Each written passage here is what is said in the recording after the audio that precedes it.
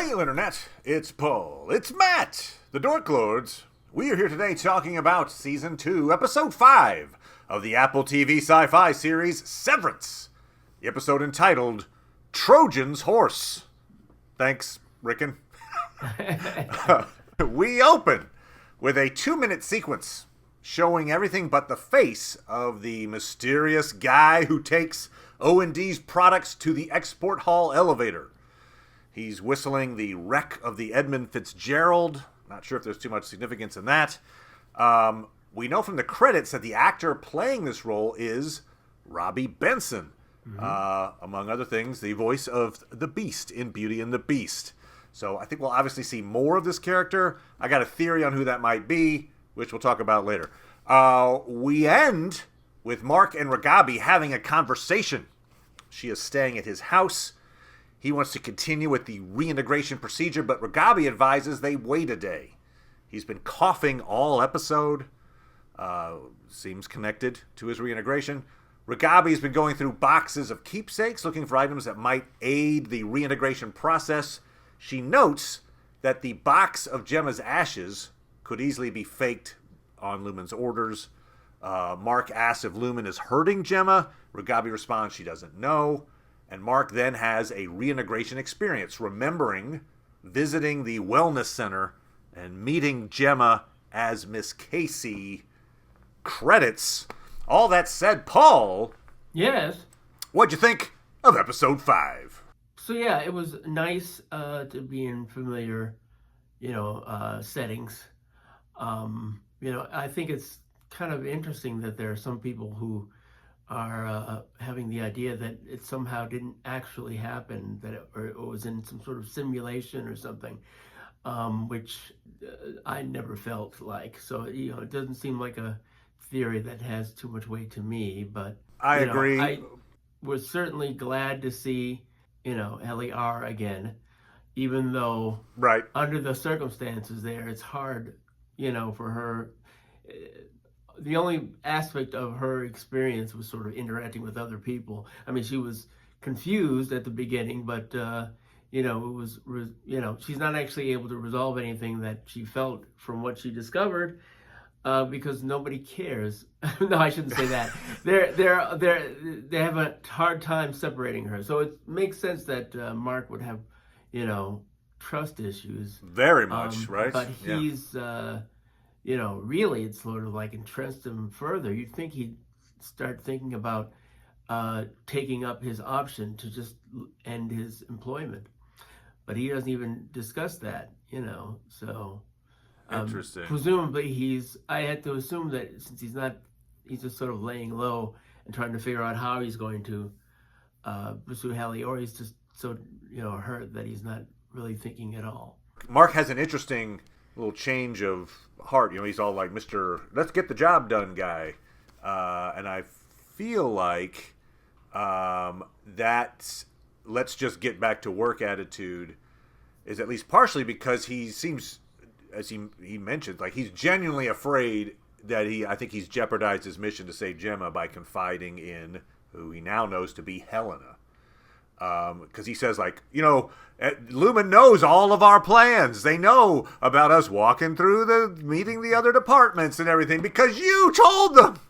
So I feel like not knowing who to trust, maybe in this moment he's kind of temporarily giving up in terms of I'm just going to go work now because I feel like I put a target on my back. Maybe. That's kind of where I saw that perhaps his attitude. Although he's still willing to be sort of petulant there. God, that conversation at the end when he's in the elevator, and so Milchick comes to talk to him, and what was the line is great where he said was Miss Wang? I can't wait to read her notes about the trip. And I wrote it down. I can't wait to read her article about it in that newspaper you showed me. What was it called again? The Bullshit Gazette. And then Milchick comes back with a right hand where he does the have you and Heliar been catching up? Yeah. Did you tell her you effed your her Audi at the Ortbo? Like, oh! So, and I assume that's part of Milchick's new directive. He mentions that he's going to tighten the leash. Yeah. Because he had this absurd performance review in which he was eventually instructed that the innies were to be treated like who they really are. But whoo, that is a savage conversation. Yeah. There were a lot of expletives getting thrown around this episode by a lot of folks, particularly Dylan. But yeah. Yes.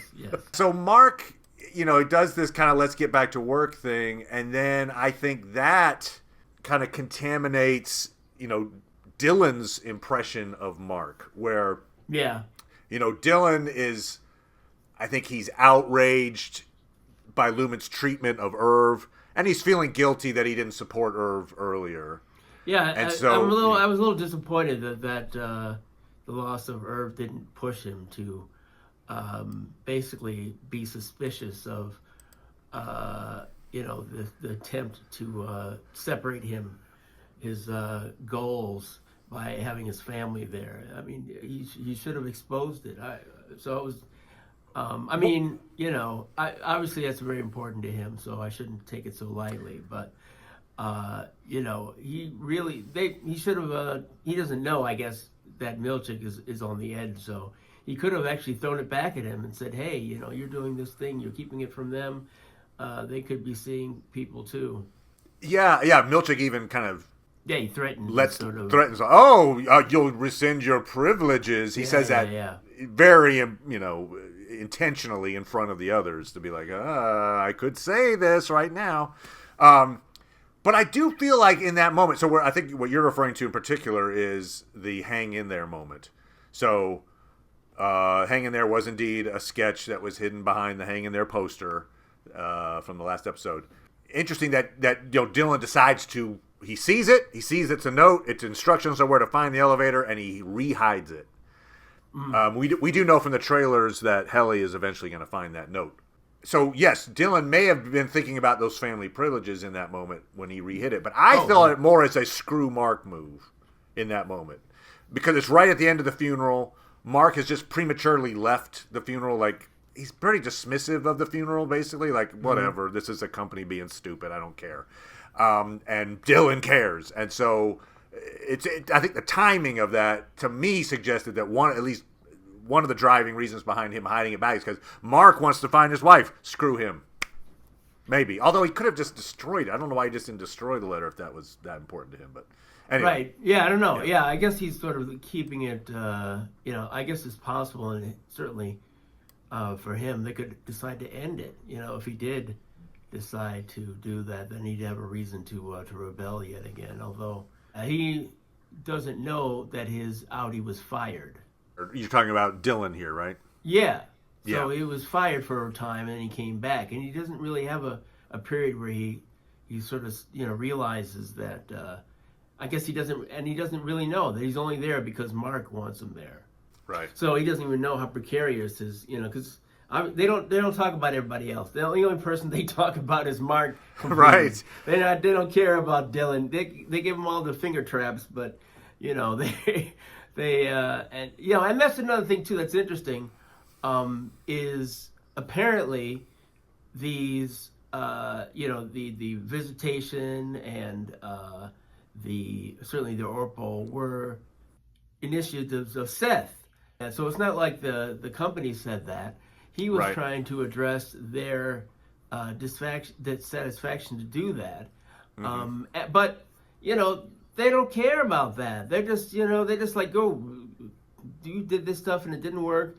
And, Mr. Drummond is just like, hey, crack the whip. In fact, even the funeral is Milchick's idea. Yes. Because Miss Huang gives the thing where she says, like, it's a mistake. She openly tells him, like, it's a mistake because it makes the innies feel like people.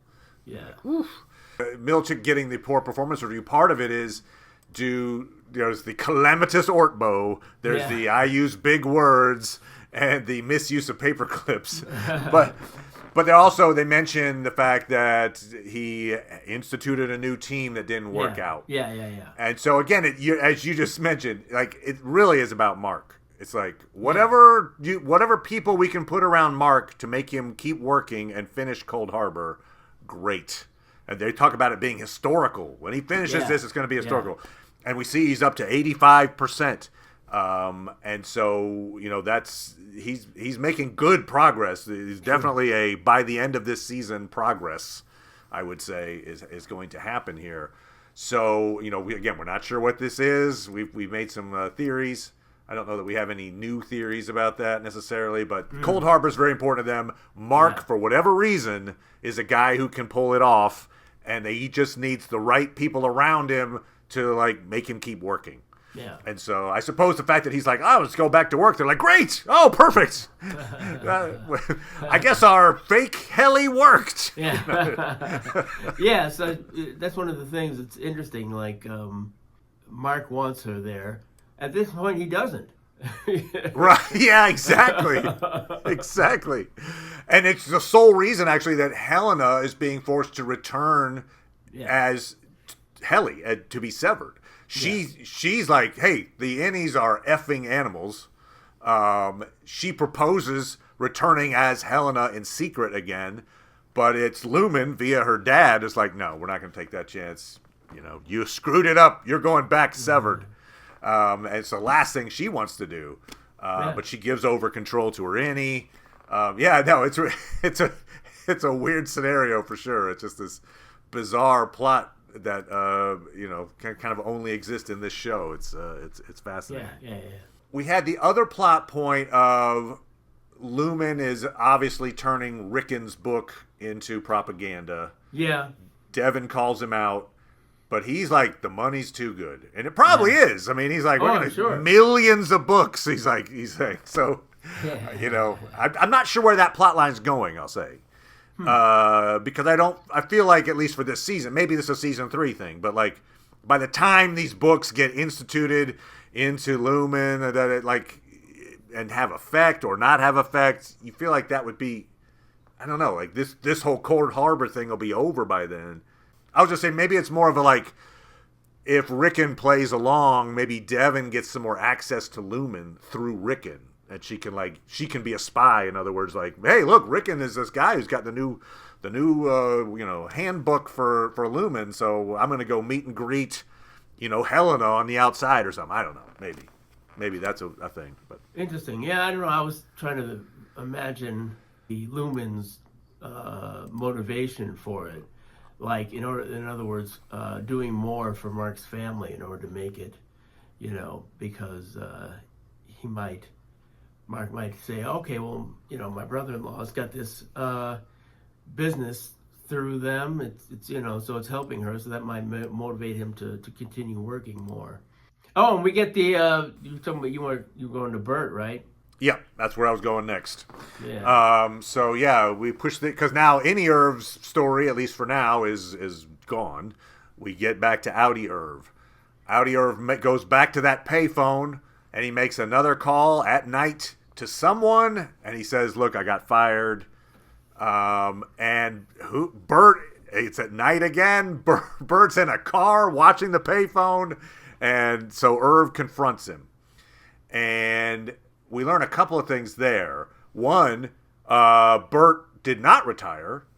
Bert's innie thought he was retiring, but Bert's outie knew he was being fired because he was having some kind of a relationship, with his innies, and then the fact that this supposed innie shows up at his door shortly thereafter, he kind of puts 2 and 2 together to be like, you're the person I was having some kind of a relationship with in Lumen.